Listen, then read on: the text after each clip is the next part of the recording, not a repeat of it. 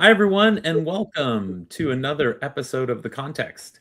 I am Shannon Williams, co-founder at Obot. I'm here with my other co-founder, Darren Shepard, and we have a fantastic episode for you today. We're joined by Jan Curn from Apify. He's the CEO there, and we're going to have an interesting conversation about MCPs plus CLIs versus MCPs against CLIs. So it's an interesting discussion. We'll probably talk a little bit about Apify and maybe some of Jan's work on, kind of questions of how AI is going to impact humanity. I love hearing him talk about that as well. So it should be a really fun episode. A little housekeeping before we get started. As many of you probably know, the AIF is on a events tear right now. We have a bunch of upcoming events planned in Asia. So we're going to be in Seoul in about 3 weeks. So for anyone watching in Korea, we hope you're planning to come to the Seoul event. And then in early September, we'll be out in Shanghai and Tokyo. I'll be at both of those events. So looking forward to meeting a lot of people in Asia who will be attending there. And then finally, we'll kind of bring everything back to Europe. And hopefully, Jan, will see you there. We'll have the next Agent Con, MCP Con in Amsterdam, which will be September 17th and 18th. I'm very much looking forward to that. Just our event in London last year was massively, I think, really big moment in seeing this ecosystem come together. And I'm really looking forward to seeing a lot of familiar faces and some of the real innovators working in Amsterdam. So lots coming. If you haven't already, you take a look. A lot of these sessions are now public. I know we've published the talks for all of the Asian events. I don't think Amsterdam has gone up yet, but it should be going up soon. And then San Jose will be going up in the next couple weeks after that. So lots going on. If you haven't been paying attention to the context, shame on you. We've had some incredible speakers lately, like Liad joined us to talk about kind of where agentic is going. But one of our better talks, just yesterday, we had David Soria-Para and Dan Delamarsky on talking about the new release of MCP. If you want to catch up on any of the episodes, you can scan the QR code. You can join our YouTube channel, the Agentic AI Foundation channel. We're always looking for great speakers and people who want to come and present and show what they're working on. So you can scan the Submit to Speak QR code, and hopefully we'll see you speaking some point on the top.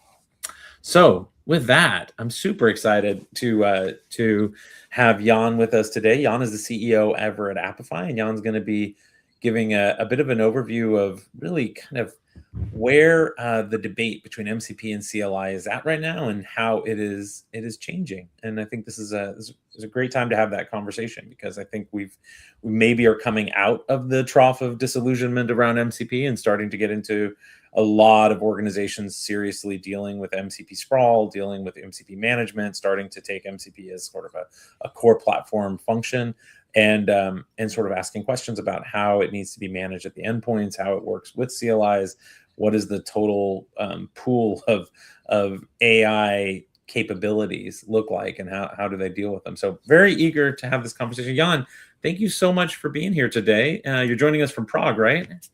Yeah, that's right. Well, hello everyone. Thanks for having me on my favorite YouTube MCP channel. There we go. Now we're talking. Oh, that's the first. Yeah, we our heads will explode. Yeah. Why don't we do this? Why don't we give you the floor, let you talk, and then Darren and I will come back in, and we'll have plenty of questions, I'm sure. Yeah, absolutely. So I'll just dive straight in. Yeah, so today I'm going to talk surprisingly about MCP.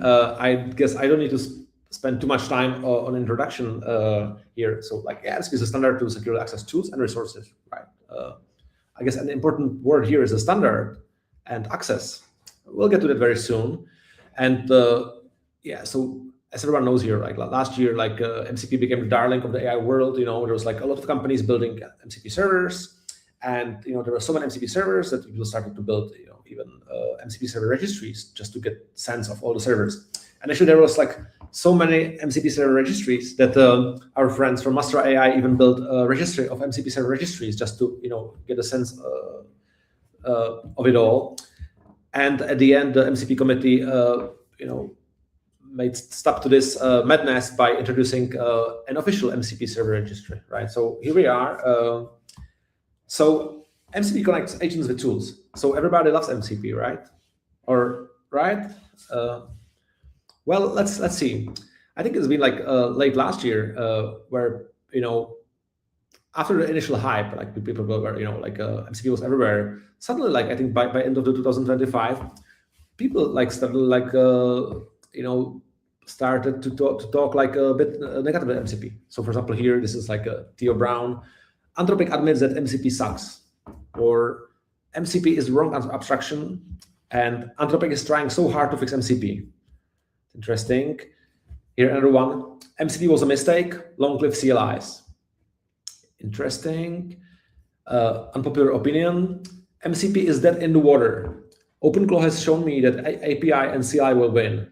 Every MCP server you connect loads its tools definitions into your context window, name, description, parameter schema, all of it. Connect 10 servers with 5 tools each, and so on. MCPs are mostly useless. I'll die on this hill if I have to. Every MCP could have been a deterministic CLI. That's what I'm gonna do next year.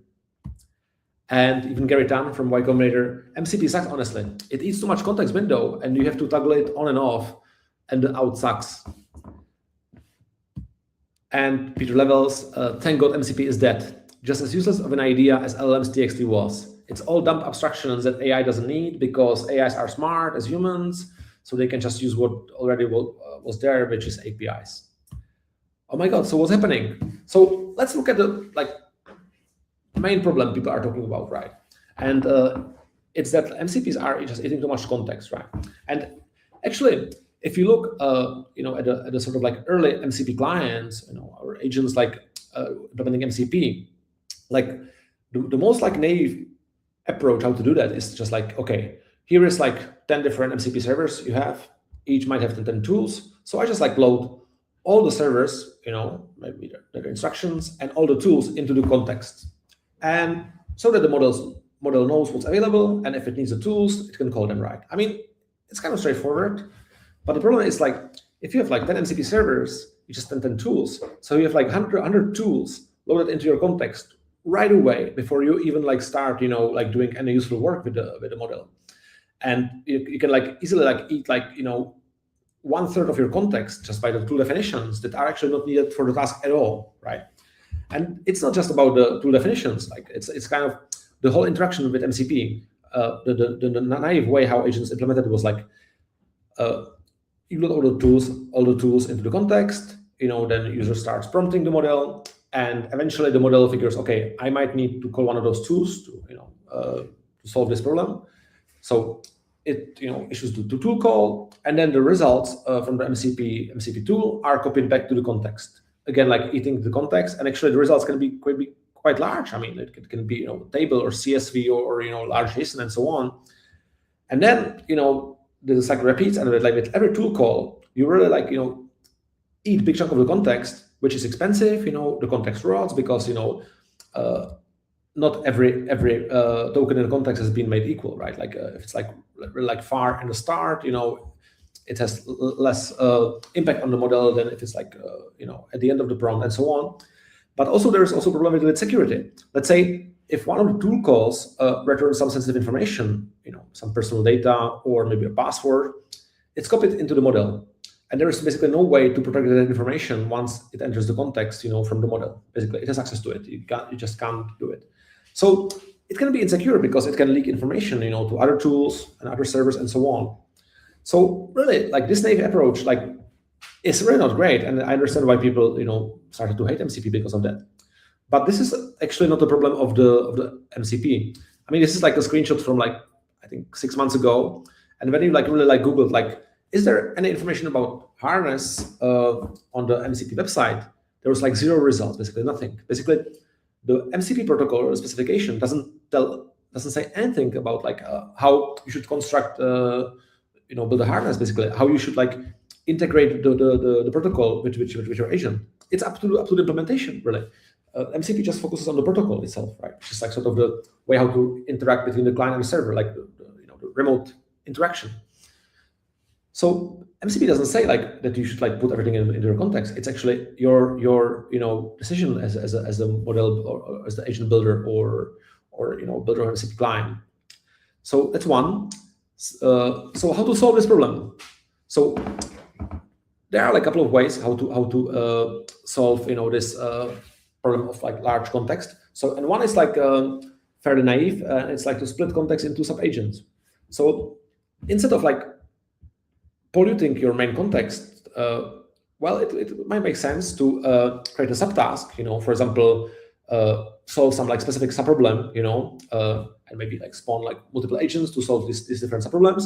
Then combine the results and only put the results into the main context. It's kind of like fairly straightforward approach, like divide and conquer, and it makes sense, like totally, to split the context into like sub-agents and subtasks. But again, you still have to pay for those tokens, and it can be expensive, and like it really doesn't make sense for like wasting expensive tokens on processing like large JSON documents that result from your tool calls. So the solution number one is not really a solution; it's more like how to like improve some parts of the problem, but not really solve it. And I think it was like by end of the last year when Anthropic and Cursor around the same time came with a new approach to this problem, basically. And the idea is like, again, fairly simple. It's like, why would we load all tools and all servers into the context? I mean, if like most of the time, the interaction or the model will not need most of those tools at all. So why would they? Why should they consume the expensive context and tokens? Doesn't make any sense. So instead of like loading all the tools into the context, they created like a meta tool called tool search tool. I think that's one from Claude.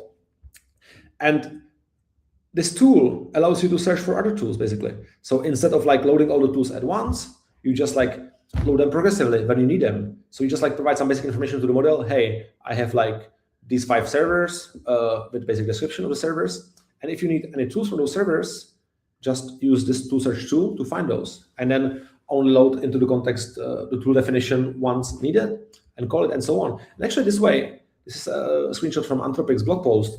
And they were able to like save like more than 30% of the free, like from the context just by deferring loading of the tools when you need them. And it's like extremely like reasonable and simple approach, but like so effective, right? But yeah, unfortunately, like still many clients don't do that. They don't use this very simple approach. They still like load everything, and then people are angry that it's a problem of MCP, but it's not. It's actually a problem of the agents, really.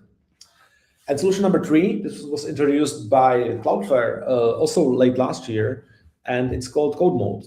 And the idea is actually, pretty smart. It's like, well, generally, like LLMs are not as good, in tooling, calling tools, right? Because like tool call is an artificial construct that had to be sort of like put into the training data to teach the models how to call tools externally. First was called function calling, now it's called tool calling.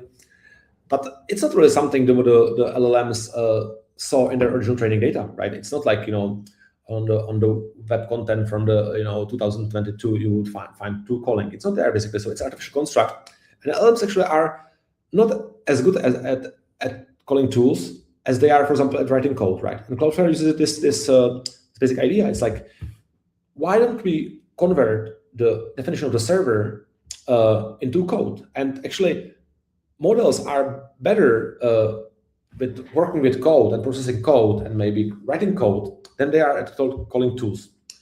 So if you convert like the MCP server definition, here's an example like of the file system MCP server, which comes with the MCP protocol itself. And instead of like 17 tools or how many are there, you have like this like class with the functions, and then you give it to the model, and it can reason with it, and actually it can write a code that combines these tool calls into a new code file. And when you call one tool like that and save the results into your environment, and you can sort of like inject the results into this like second tool call basically, and process it in code. It's actually extremely efficient because you don't need to load the results, and intermediate results and the final into your context, because it all lives in code. Obviously, for this to work, the agent needs to have access to runtime or sandbox. But most modern agents actually have some kind of sandbox available. So this is like really elegant way how to work with MCP servers and tools. Just use code because they know code by heart. Unfortunately, the solution proposed by Cloudflare is not very easy to use. Let's say it's very much tied to their platform and their infrastructure, and it's not something you can very easily start working with and so on. So over time, some other tools or other libraries came up that can actually enable code mode and so on, but it's still non-trivial basically to use. It's not like as simple to work with the code mode as I think it could be, right? And the main problem is most agents still don't support these features. So I think about 2 months ago, there was this long list of MCP clients on the MCP website. Now it's gone, but what you could see is most clients actually don't support most of the MCP features. Basically, they just they support tools. Quite often, they just load all the tools into the context, and basically they don't get advantage of these benefits. And then people come to conclusion, MCP sucks. So how are CLIs different to MCP, and why people think they are so much better? So first, say to use CLI, the agent obviously needs to have runtime or sandbox, right? So that's kind of the prerequisite for that. But then once it has access to it, it actually doesn't. The agent doesn't explore all the tools available in the sandbox in the runtime. I mean,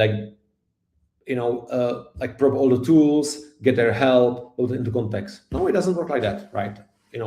It actually discovers the tools progressively, right? And either it knows the tools by heart because popular tools I don't know, basically Unix commands are known to the models, or it can just the model can just use help or many manual pages to get information how some command works, and that way the agent can progressively discover how these tools work and load them progressively, basically. So it's progressive discovery by design with CLIs. And then CLIs actually run tools as code by default. So basically, the agent can combine different tools, let's say call different CLI tools, save intermediate results into files, or just pipe them to one another, and never consume context by processing those results. It would be so inefficient, right? And basically, so CLI agent using CLI tools is using code mode by default again. So CLIs have code mode already from day one. And I would say this is the most important one, is agents know the Unix shell by heart. I mean, Unix has been around since 1969, so it's more than 50 years, and it's been this 80 by 25 characters, this black screen terminal has been optimized, after 50 years, what kind of information we put into those characters, so that it's not very hard, for people to read, doesn't consume too many characters, it's just pure text. So basically, it's kind of input that actually the LLMs are extremely good to work with. Plus, because Terminal and Unix has been around for 50 years, all the LLMs basically know it by heart, because they have seen so much training data, using different shell tools, and also the models actually, you can generate training data by basically probing the tools. So we can actually generate a lot of training data by creating interaction between different CLI tools, getting their manual or help information, and so on. So altogether, like LLMs know the shell by heart, and for a lot of commands, they don't even need to look up anything, basically, because it's like already in their model weights and they know how to use it. Which is awesome, right? So that's why actually CLIs are actually like a great local interface for agents, how to interact with tools. But there is a problem, right? CLIs are a local black box. They are like literally like black, terminal, black box. And there is like no standard authentication and transport protocol, right? So let's say you use like GitHub, CLI tool or Linear or whatever. Each of them is probably using like different protocol, or might be using WebSockets, another might be using REST HTTP, another might be using something else. And basically, there is no standardized way how you can like intercept the transport, and for example, like inject credentials, right? So that means when you run a CLI locally, most likely the credentials to access the remote server are there, in the sandbox, access available to the model, which is like security risk, right? And it's hard to work around that because each CLI is different. Like it's not standardized like transport protocol. It's standardized like local interface, right? So there's a great quote from Sanil Pai from Cloudflare, who said like, those that condemn MCP are doomed to implement a shitty version of it. And actually, I think that sums it pretty well. So we covered, okay, so MCP is great for standard remote access. It's a standard protocol for remote access that you can easily, intercept. You can, create a proxy that stores that injects the credentials. You can limit the tools which are available, and so on. So it's kind of like great for security and access control, right? And CLI is actually great for local agent interface. So it's not really MCP versus CLI. I think it's about like MCP plus CLI. So why don't we sort of take advantage of like MCP for the standard remote access and CLI for the local agent interface? And ladies and gentlemen, let me introduce MCPC, which is the universal CLI client for MCP. And it's a project that I personally started to work, I think around December last year. And, partially it was sort of like my frustration with the sort of MCP versus CLI discourse. I was like, come on, this doesn't make any sense. And second, also like at the time,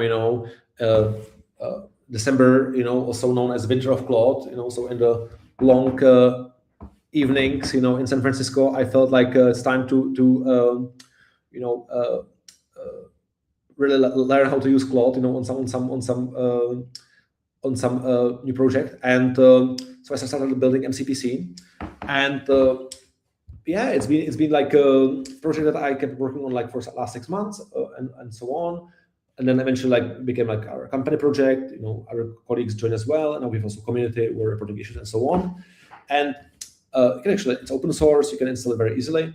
And the basic idea of MCPC is like, give the agents access to full MCP protocol capabilities with a simple bash tool call, basically, right? So instead for the AI agent to implement the full protocol, and actually MCP like protocol, like it's not like, as simple as some people might think. Actually, it's fairly complex, and there's like a lot of interactions, between the different sort of components of the protocol, So you have like sessions, and actually now with the new MCP standard, it's running like stateless, so there's no sessions, it's replaced by something else, So you have tools, resources, prompts, tasks. You have also like support, things like agentic payments, server discovery, and so on. So it's actually a lot of things you would have to implement if you want like your AI agent to use MCP. And honestly, like most AI agents actually don't bother. They just sort of implement maybe tools, maybe resources, and they don't do the code mode, they don't do the progressive discovery, nothing like that. And then actually they are not great. So instead, we could replace that with like simple bash tool call. And actually any agent with runtime knows how to use bash, as we talked about just a while ago.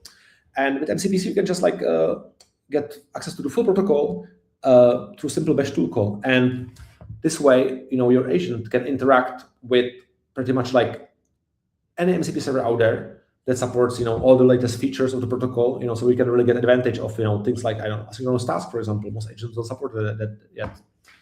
And you can just get it like out of the box. And another advantage is like the configuration of MCP. That means like your tools or your external servers is actually separate from the agent itself, right? So basically, even if you, for example, switch from Claude Code to Codex CLI, well, they can still use the same configuration. You don't need to sort of configure MCP for each of those clients, So I think it kind of makes sense to separate the tool configuration and your agent harness, and keep those separate. Okay, so when we were working on MCPC, our design goals were it uses to support full MCP protocol, basically, and be like maximum compatible, with all possible versions of the protocol and all possible servers and so on. We're almost there yet. We're only missing elicitations and completions now, but like they're coming soon in the MCPC. So basically, it supports like 99.9% of features like provided by servers. We wanted MCPC to be like really lightweight, So there's like no LLM integrated whatsoever. It's just like a thin wrapper over the MCP protocol, bridging it to the CLI with minimum dependencies. The actual tool has just like few megabytes, so it's very, very small, very fast, works, on every operating system with Node or PAN and so on. Actually, MCPC is based on the TypeScript SDK and it's built in TypeScript. So it's taking advantage of the work that has been already done, in the SDK for TypeScript.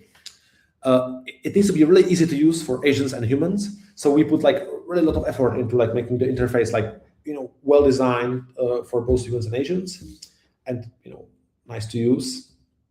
And it supports code mode with -JSON command. So basically, every command in MCPC can generate output in JSON, so that you can process it with tools like JQ. Or save it to files and then work with the JSON basically, as a code, and use it for example as input to other tools. All right, let me show you some demo. All right, so let's get the configuration. All right, so first when I run MCPC help, it prints the help, right? So there's like a couple of basic commands, right? Like connect is like to start a new session, basically a connection to a server, close, restart session, restart forward, login, logout. That way you can log in through OAuth to remote MCP server.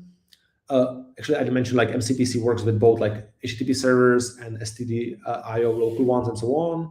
And there's like a couple of commands, for example, grep for progressive tool discovery, and a couple of options. And here's like MCP session commands that you can actually use for specific session after you connect, And basically, if you look at it here, like each command represents basically one primitive MCP operation, like tools list, tools get, prompts list, prompts get, resources list, read, subscribe, unsubscribe, skills. This is like a new extension of MCP protocol, ping, logs, and so on. So let's try something else. And if I run MCPC just like that, without any command, it just prints like your active MCP sessions and your authentication profiles. Currently, there is none because it's like a clean setup. So let's try to connect to a new server. So let's say I have like here local MCP JSON configuration, and there is like the file system server, the standard one that comes with MCP. So this way I'll connect to that. And now it's connected, and you can see, okay, so secure file system server version 0.2. Capabilities are just tools. And here is the list of tools, right?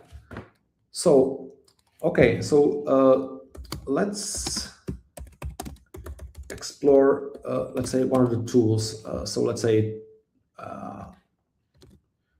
write file. So here I get a description how the write file tool works. So there's like input, output parameters, there's description, and so on.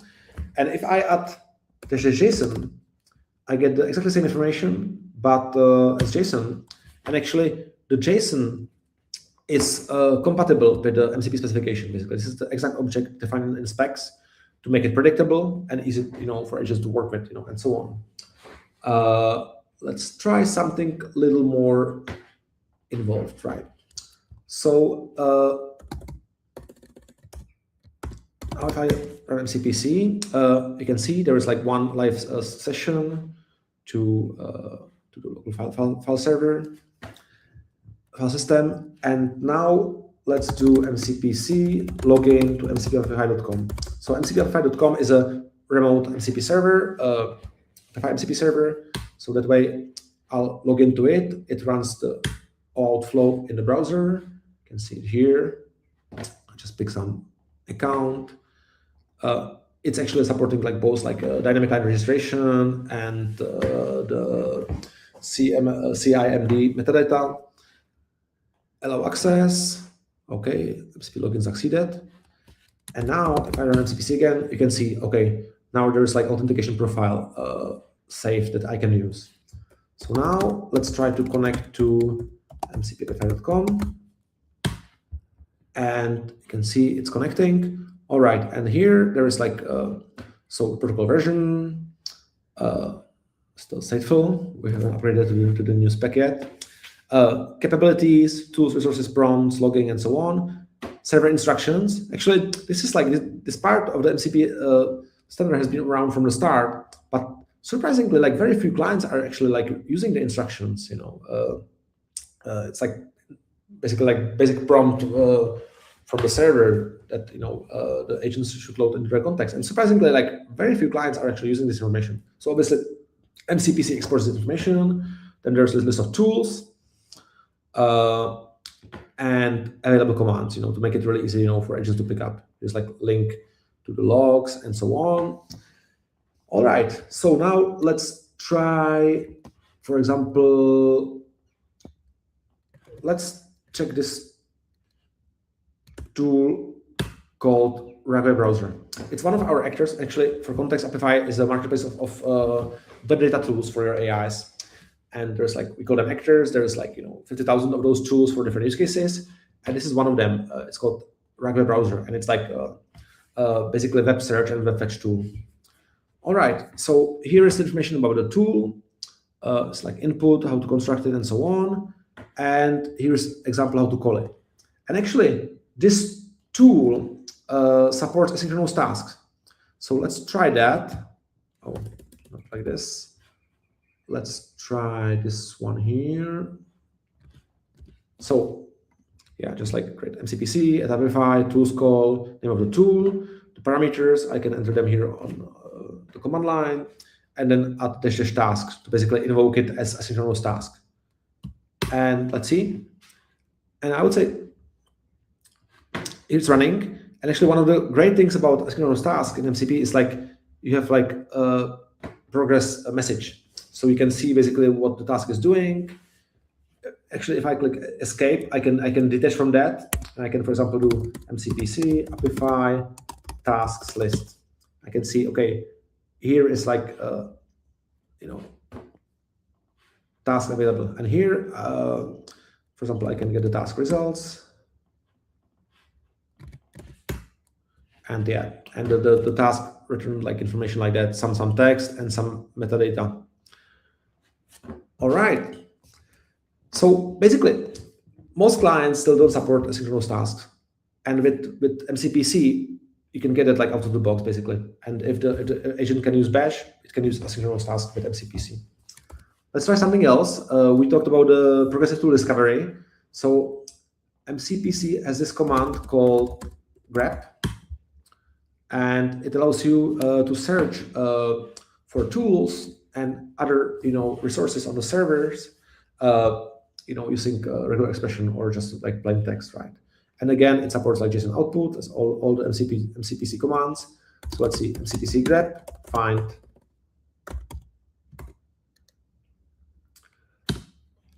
And you can see it probed like 2 sessions that are there right now, and like found like 3 tools in the file system session and 4 tools in Apify session that contain the word find, right? And now basically the agent can figure, oh, okay, this looks like a tool that I wanted to use, and I can explore that. Again, I can run it with .json, and the results are returned as JSON. So again, you can use them in scripts, and like write shell scripts, or actually just tell Claude to to write a script for you, combine it, and so on. Actually, I can show you an example how such a script can look like. This was like a script that was generated by Claude that combines like two different tool calls from Apify MCP server, combines their results, and actually uses the results from one tool to run the other tool. So we can see here is, for example, here is it's called like it's calling one tool with -JSON, pipes the response into some commands, and eventually uses JQ JSON query processor to extract some information from that, and then uses that result to call another tool, and so on, right? So basically, you can get code mode with MCPC out of the box because the AI agents are really great at using CLI and writing shell scripts because it's been around for so many years. There's actually a couple of more interesting things I could go through, but I don't want to take too much time. You can check it out yourself. I'd say that maybe one interesting one is like MCPC was one of the first clients, or maybe the first, to support X402 agentic payment standard. So there's like X402 command, and when you run that, you can see you can actually create a local crypto wallet with USDC and ATH. You can charge it with your money. So for example, scan this with your Coinbase app, charge money, and then actually MCPC can call MCP server with X402, right? There are like other things like that, but I think we covered like a lot of those, and like we can just check it out on the website. And maybe just like a quick wrap up here. This is like the demos, and actually this might be one interesting feature that I might also mention. Let's say you are working, with you're running your AI generated code in some sandbox, right? And quite often you don't really want your credentials of the MCP servers stored into the sandbox, because like then the AI agent would have access to that, right? So MCPC connect command supports this parameter called proxy, and how it works is like you connect to remote MCP server or local one, from the host machine, and then basically it creates HTTP proxy with another MCP server that you can expose to the sandbox, and the sandbox only gets this access to the proxy and doesn't see the credentials, and that way you can basically give AI agents like secure access to your MCP servers and tools without the agents actually seeing your credentials. So I think it's pretty handy as well. If I have a little more time, I can like quickly cover that. We're interested in seeing like how MCPC performs, with respect to, for example, native MCP or native CLI. So we created this new project. It's called connector evals, and typically the eval suites are comparing like how different agents perform, right? We look at it a little differently. We are like, let's see how different connectors perform. Is like MCPC better than native MCP or native CLI tool? Or it's still very early, this project, but like some results are promising. For example, here is like a chart of one of the tests. Here x-axis is the time, and here's the cost of 4 tokens, right? As you can see, MCPC performs like very similarly to CLI. Actually, it even finished faster a little bit, and it's much better than raw MCP. Like similar example here, MCPC like behaves like fairly similar to CLI, while like raw or native MCP of the client, I think this one is example in Codex, was much slower, right? And actually, this is a project that we plan to work on now quite a bit, and actually we want to add other sort of like connectors, let's say browser use or like REST HTTP as well, to really like see which connectors are more effective for agents, and potentially we can also turn this to sort of like self improving like loop that basically automatically optimize the connectors, so they are more and more efficient for the agents. But it's still work in progress. You can check out the repo. It's called connector evals. Yeah, I'd love to. I mean, a couple questions. I mean, this is very cool. I appreciate you kind of walking through all this and getting into the details. And thanks for showing us MCPC. Maybe just first question. You launched this last spring, right? It's been around now for about 6 months. Yeah, I think first version came up in January. So In January, it's been around for a while. Yeah. And what are you finding in terms of adoption? I saw there's about 700 stars. There's some people using it. Obviously, there's other projects out there like MC Porter and other things. Actually, yeah. I mean, MC Porter is I would say the more famous one, obviously because of OpenClaw and so on. And I guess like everybody who's using OpenClaw is using MC Porter. But I would say it has like little different design goals than MCPC. Like MCPC really try to cover the whole MCP standard, while MC Porter is sort of like designed specifically for OpenClaw. It's sort of like optimized for OpenClaw. So actually, we want to run the evals also on MC Porter to see like how we stand and how we compare. And I believe like I'm optimistic that we can beat MC Porter as well. I have a question about authentication, because you showed like the connect. Is it possible for the agent to run the connect? So like, absolutely. Yeah. I mean, you can do that as well. The only thing that needs to be run interactively probably is the MCP C login, right? Because if it runs like interactive screen, but actually MCP C also supports all those sort of authentication extensions that allow to use like OAuth, in CI/CD environments.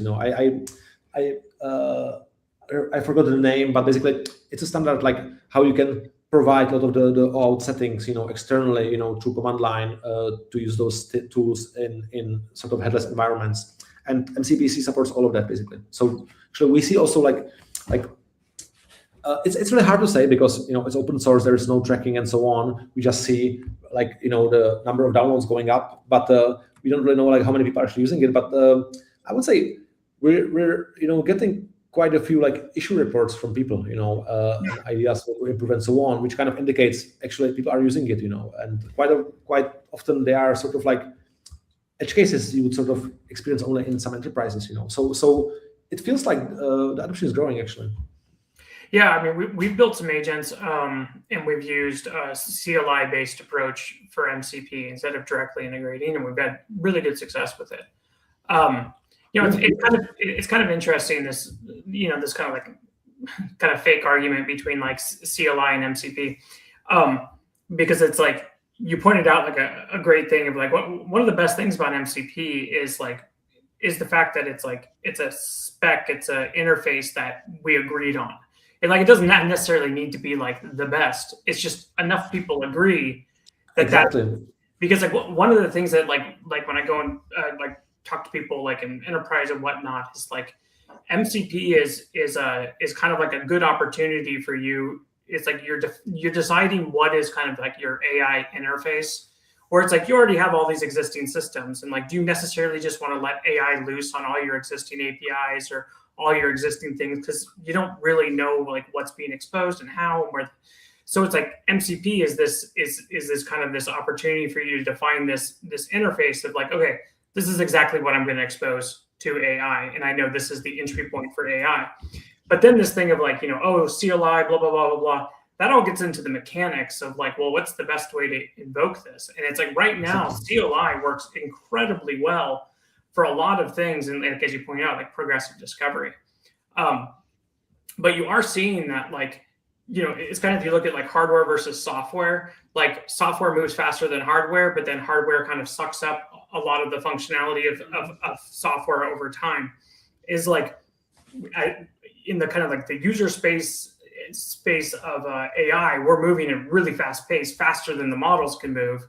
But as the models, evolve or whatever, they're starting to suck up this behavior that so what you're seeing now with the models is like in the latest like if you can observe this in Claude Code, for example, is the latest versions of Claude Code, what it has a tool search tool, which is very common. So it has a tool search, but it has this pattern which is specifically called like deferred execution, where instead of doing like search for a tool and then do a tool call tool, they actually just directly embed the tool call.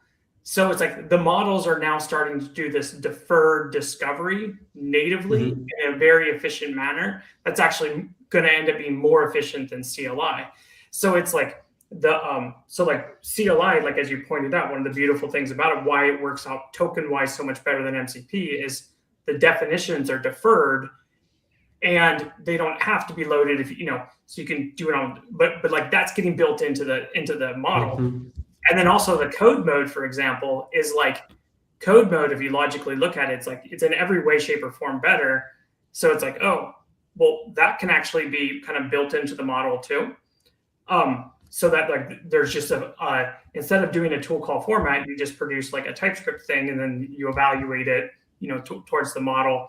But like the interface, like what's the interface to that? It's like, well, I still need tool methods and stuff. It's MCP again. So exactly. It's like CLI ends up being kind of this very important stopgap that we need. It's like if you're trying to do something today, it's the most efficient way to work. Like it is the best way to accomplish a lot of things in like certain scenarios or whatever. But you can definitely see how like it's gonna kind of suck up into the model. And then MCP, so they're going to have a more direct connection between kind of the model providers and MCP, eventually, probably. Yeah. No, absolutely. I think like it's exactly as you say. Like the most important thing about MCP is not that it's the best protocol in the world. I mean, which is the best protocol, but it's standard, right?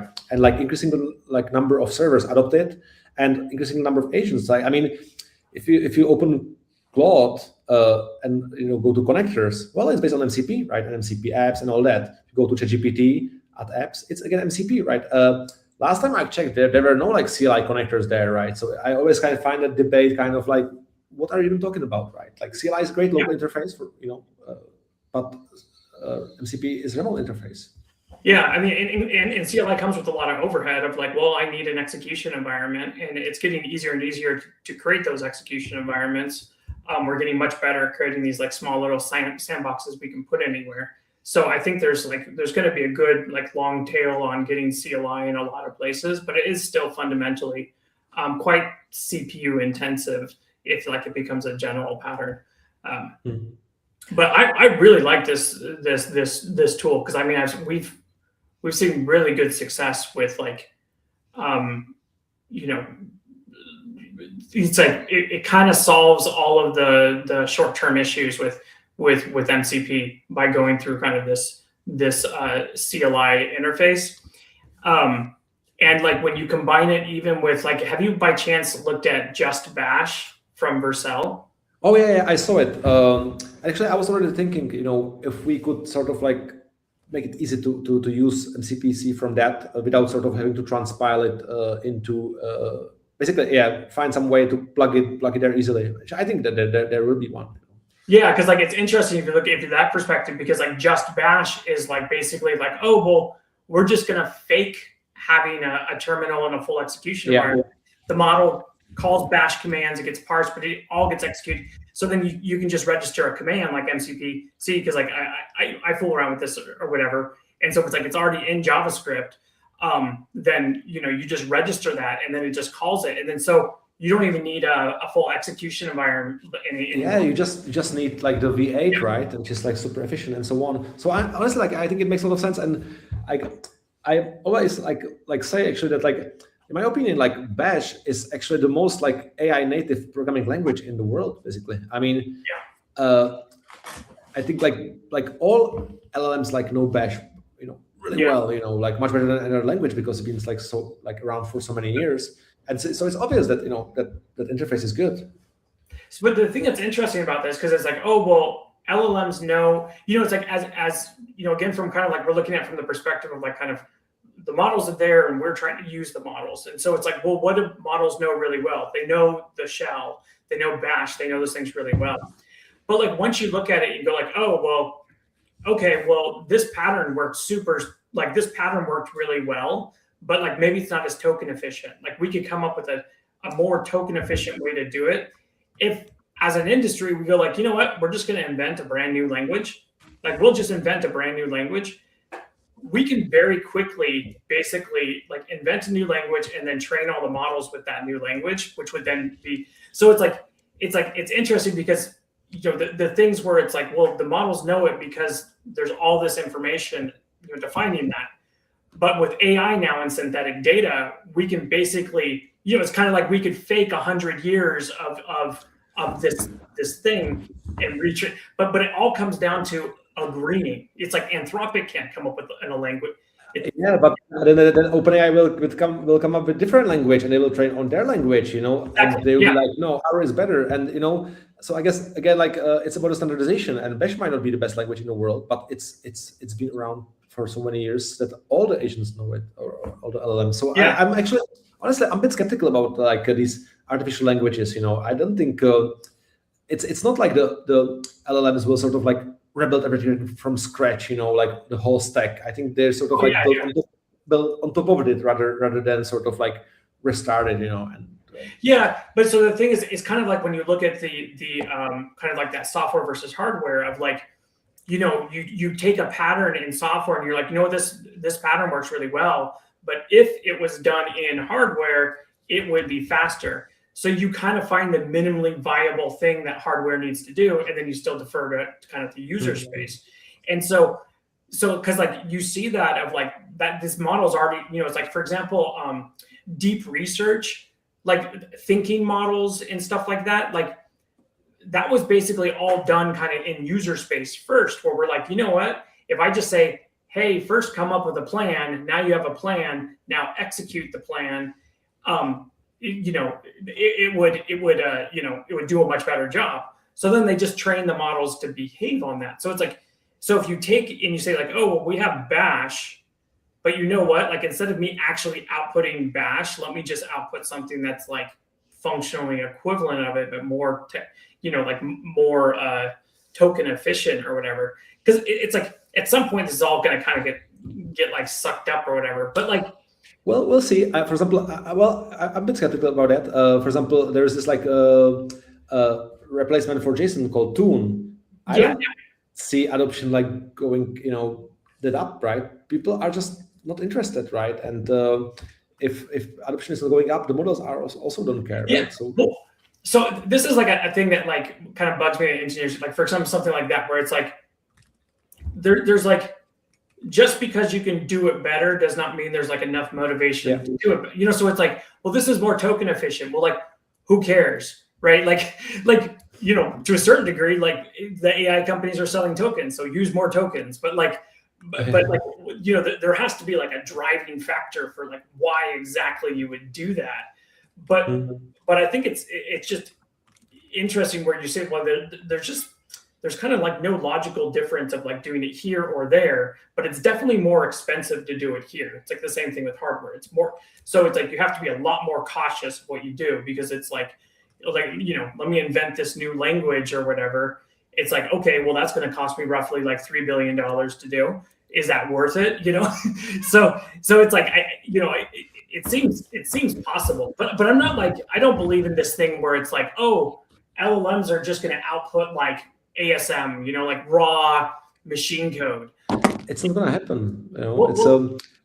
It's like it could. The problem is still just like, how much human review and feedback do you need, right?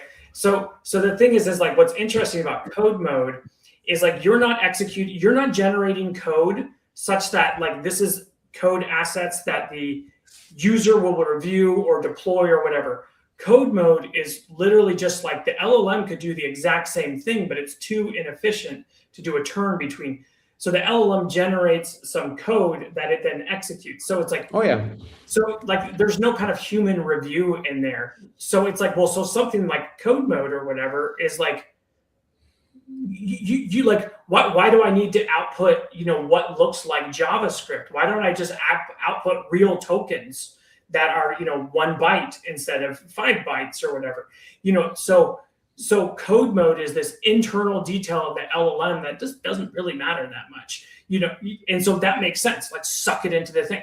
So it all depends on like what visibility do humans need, and if there's like, because again, AI is not reproducible and it's not deterministic in that stuff. So it's like, you're not going to have it just output a bunch of code that you're going to then pick up that code and run it, over and over again if you have no way to validate it and see it. And so I don't know. I mean, we'll just figure out.